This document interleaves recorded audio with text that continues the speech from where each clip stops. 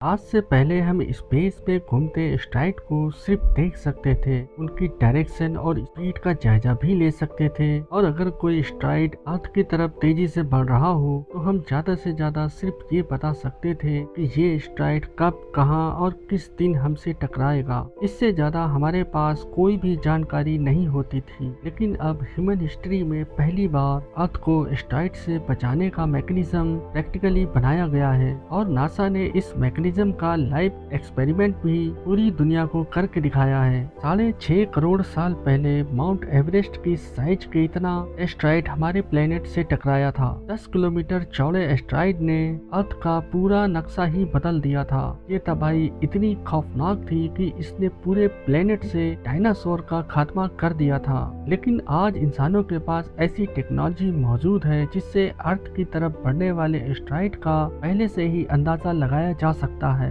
ये टेक्नोलॉजी वक्त के साथ साथ एडवांस होती जा रही है और हम ज्यादा से ज्यादा दूर के एस्ट्रॉइड को भी देख सकते हैं। नासा के पास फ्यूचर में अर्थ के करीब से गुजरने वाले 26,115 एस्ट्रॉइड की लिस्ट मौजूद है। इनमें से 16,420 ऐसे एस्ट्रॉइड हैं जिनका साइज 100 मीटर से भी छोटा है। 8,807 ऐसे हैं जो 1 किलोमीटर तक के चौड़े हैं और 888 ऐसे हैं जिनका साइज 1 किलोमीटर से भी ज्यादा बड़ा है। वैसे तो इनमें से कोई भी एस्ट्रॉइड सीधा अर्थ की तरफ नहीं बढ़ रहा है, लेकिन फ्यूचर में ऐसा भी हो सकता है कि वक्त के साथ इनमें से कोई भी एस्ट्रॉइड अपना पाथ बदल ले और अर्थ से आकर टकरा जाए। सिर्फ 1 किलोमीटर चौड़ा एस्ट्रॉइड अगर अर्थ से टकरा जाए तो वो इतनी एनर्जी प्रोड्यूस करेगा जितनी 1000 न्यूक्लियर बम से पैदा हो सकती है। इसके नतीजे में होने वाली तबाही का अंदाजा लगाना अब शायद आपके लिए इतना मुश्किल ना हो। हमारे प्लेनेट पर दूसरे जरियों से आने वाली तबाही से तो शायद निपटा जा सकता है, लेकिन एस्ट्रॉइड से बचना नामुमकिन माना जाता है।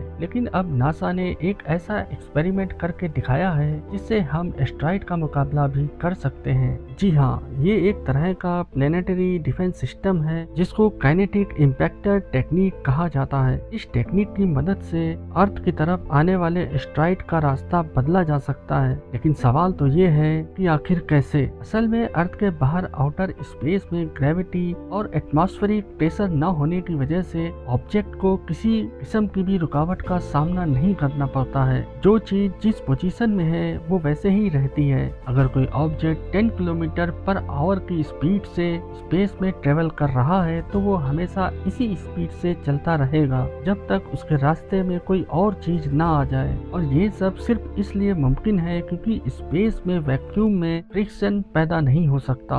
एस्ट्रॉइड जो लाखों साल पहले किसी कोलिजन की वजह से बने थे वो तब से लेकर अब तक स्पेस में तेज रफ्तार से चल रहे हैं। अगर वो अर्थ के करीब आ गए तो उनको अर्थ की ग्रेविटी अपनी तरफ खींच लेगी और वो अपना पाथ चेंज कर सकते हैं। अगर ये अर्थ के ज्यादा करीब होंगे तो वो एस्ट्रॉइड हमारे अर्थ से टकरा भी सकता है। इस चीज से बचने के लिए नासा साइंटिस्ट ने एक आइडिया पेश किया कि क्यों ना अर्थ के एटमॉस्फेयर में दाखिल होने से पहले ही इन एस्ट्रॉइड का किसी स्पेस प्रोब से एक खास एंगल में कोलिजन करवाया जाए। ये कोलिजन सिर्फ इतना बड़ा हो कि वो एस्ट्रॉइड के पाथ को हमारे प्लेनेट के रास्ते से हटा दे। प्लान के मुताबिक इस किस्म के कई स्पेस प्रोब अर्थ के आसपास घूम रहे होंगे। जैसे ही नासा को कोई बड़ा एस्ट्रॉइड अर्थ की डायरेक्शन में बढ़ता दिखेगा तो इन स्पेस प्रोब को एस्ट्रॉइड की डायरेक्शन में एक खास एंगल पर जाकर हिट कराया जाएगा। इस थ्योरी को प्रूव करने के लिए और ये देखने के लिए कि क्या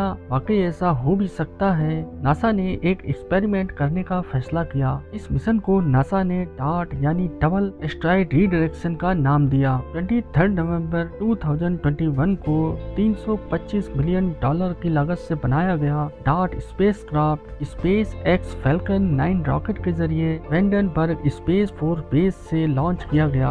दूसरे स्पेस प्रोब की तरह डार्ट में भी थ्रस्टर, कैमरा सिस्टम और रेडियो लिंक मौजूद था जिससे वो लाइव इमेज फीड नासा को भेज सकता है। कुछ घंटों के बाद अब ये अर्थ के ऑर्बिट में आ चुका था। नासा को अब एक सूटेबल एस्ट्रॉइड की जरूरत थी जिससे वो डार्ट को टकरा सके। हमारे प्लेनेट से 1 करोड़ किलोमीटर दूर 170 मीटर बड़ा ये है डाइमॉर्फस, जो अपने से 5 टाइम्स बड़े प्लेनेट को ऑर्बिट करता एक छोटा सा मून है। छोटा तो ये सिर्फ हमारे चांद के मुकाबले में है, पर असल में इसका वजन करीब 500 करोड़ किलोग्राम है। इसकी हाइट, मास और अर्थ से इसका डिस्टेंस देखकर इसको डॉट कोलिजन के लिए बिल्कुल परफेक्ट समझा गया। जबकि दूसरी तरफ डार्ट का वजन सिर्फ 579 केजी है, यानी इसका मास डायमोफिस के मुकाबले में सिर्फ 0.0001% है। लेकिन जब बात हो रही हो स्पेस फिजिक्स की तो वजन से ज्यादा स्पीड मैटर करती है। जी हाँ, नासा साइंटिस्ट ने कॉम्प्लेक्स कैलकुलेशन की मदद से ये नतीजा निकाला कि अगर डार्ट को 23,000 किलोमीटर पर आवर्स की स्पीड से हिट किया गया तो इस एस्टेरॉयड की डायरेक्शन में 1% का बदलाव आ सकता है। ये तमाम कैलकुलेशन करने के बाद डार्ट को अर्थ के ऑर्बिट से निकालकर उसकी डायरेक्शन 1 करोड़ किलोमीटर दूर डायमोरफस की तरफ कर दी गई। कई महीनों के सफर के बाद 26 सितंबर 2022 को जब टक्कर में सिर्फ कुछ घंटे बचे थे तो नासा ने डार्ट पर लगे कैमरा से